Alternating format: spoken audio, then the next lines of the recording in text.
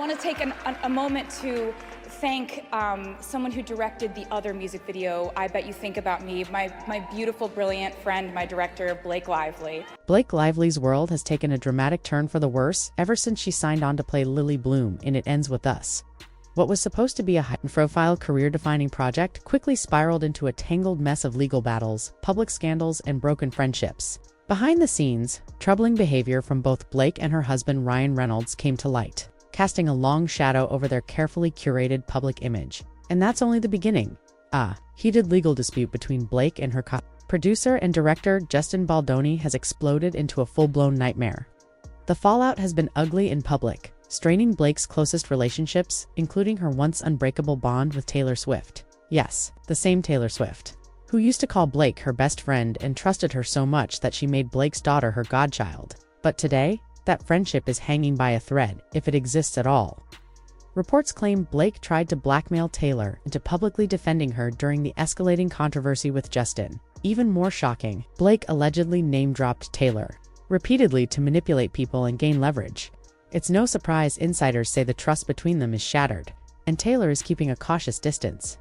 Justin's lawsuit paints a damning picture. According to him, Blake referenced Taylor as one of her dragons, people who would protect her and punish anyone who crossed her. He says that during tense meetings, Blake invoked Taylor's name as if it were a weapon, pressuring him into decisions he didn't want to make. Taylor's camp, meanwhile, says she feels completely betrayed and manipulated by Blake, who used her name without consent to push her own agenda. And if you think it can't get messier than that, buckle up because it does. Hey everyone, welcome back to Scandalous Media. It's Alana here, and today we're unpacking all the chaos that's come out of Blake Lively's role in It Ends With Us and how it's tearing apart friendships, careers, and reputations. If you love deep dives into celebrity drama, make sure to hit like and subscribe so you don't miss an update. Let's get into it.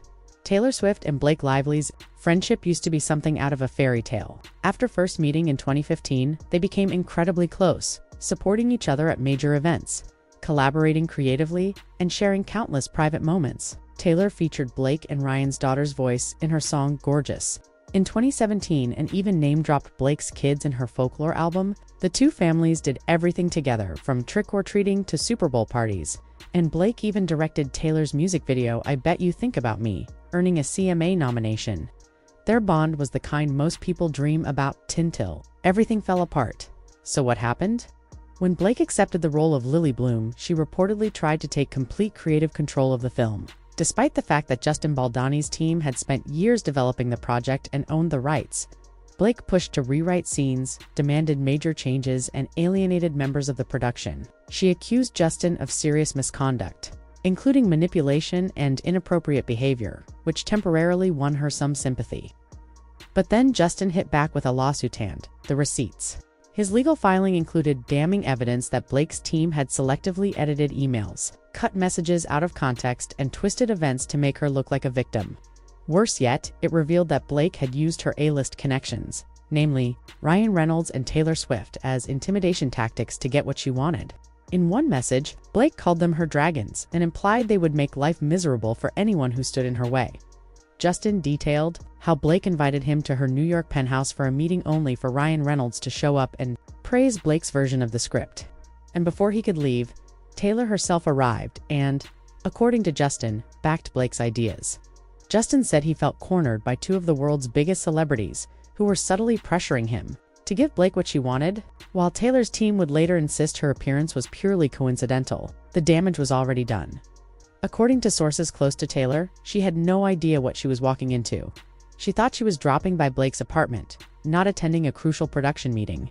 Taylor's reps were quick to shut down rumors that she intentionally tried to sway Justin, saying Taylor felt deeply manipulated by Blake for timing the meeting. So, Taylor would arrive before Justin left, but the worst was yet to come. In May 2025, Justin's legal team alleged that Blake tried to blackmail Taylor into publicly supporting her, threatening to leak 10 years' worth of personal text messages if Taylor didn't comply.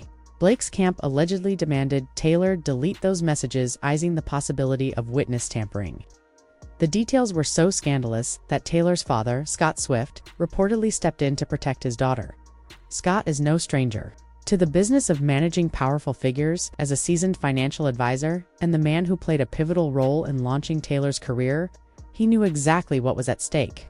Reports say Scott voluntarily provided information to Justin's attorneys confirming that Blake's team had indeed threatened Taylor with exposure of their private conversations. This revelation was enough for Justin's team to withdraw their subpoena against Taylor, but the damage to Blake and Taylor's relationship was already done. Taylor's team publicly declared that she wanted nothing to do with Blake's drama and felt betrayed for being dragged into the situation. Meanwhile, Blake's camp insisted there was no such threat, but the rumors spread like wildfire. And while the judge ruled some of the allegations were irrelevant to the case itself, they nonetheless fueled a media frenzy and drove a wedge deeper. Between Blake and Taylor, things got even messier when Travis Kelce, Taylor's boyfriend, unfollowed Ryan Reynolds on Instagram. Considering Ryan and Blake were once Taylor and Travis's favorite double-date companions, the unfollow sent a clear message that personal and professional ties were being severed. Sources say Taylor has cut off all communication with Blake, ignoring texts, calls, and emails begging to mend their friendship. Blake, for her part, is desperate to win Taylor back. But insiders say Taylor feels too betrayed to ever trust her again, adding fuel to the fire. Justin's lawyers have continued pushing for access to texts between Taylor and Blake about "It ends with us," arguing those messages could prove Blake's claims about harassment and mistreatment. And the judge recently granted their request, saying Blake herself identified Taylor as someone with knowledge about the work environment on set. That means texts between them could soon be entered into the public record, potentially exposing even more private details. Taylor has fought hard to keep out of the spotlight, even though Blake celebrated a partial victory when a judge dismissed some defamation claims in Justin's lawsuit. The court has allowed other parts of the case to move forward. Justin's team made it clear they're not backing down, saying they're confident new evidence will only strengthen their claims. Meanwhile, fans criticized Blake's celebration as tone-deaf, given how her alleged actions dragged Taylor's name through the mud. As of now, sources say Taylor remains completely silent toward Blake. She reportedly feels used and exploited, convinced Blake never hesitated to leverage their friendship for personal gain. Despite Blake's repeated attempts to reach out through texts, voicemails, and even emails, Taylor has ignored them all. Insiders say Blake has tried to paint the situation as a misunderstanding, insisting she would never intentionally hurt their decade-long bond. But for Taylor, the betrayal runs too deep. This situation has become a cautionary tale about how fame, power, and personal relationships can collide in ugly public ways. Blake's desperate attempts to rewrite the narrative and use her connections only backfired, costing her one of her most important friendships and threatening to derail her career. It also shows how quickly private matters can spiral into massive public scandals when trust is broken and reputations are on the line. The question now is, what's next for Blake? Will she somehow win the lawsuit and find a way to salvage her public image, or is this the beginning of a long, painful fall from grace? And if Blake does manage a victory in court, will Taylor ever consider forgiving her? Or has their friendship reached a point of no return? Let us know in the comments below what you think about this entire mess. Do you believe Blake's side of the story, or does it seem like she tried to manipulate everyone around her, including her best friend, to get what she wanted? And do you think Taylor will ever speak out publicly? Or will she continue to let her silence do the talking? If you enjoyed this deep dive, make sure to like this video, subscribe to our channel, and hit the bell so you never miss an update.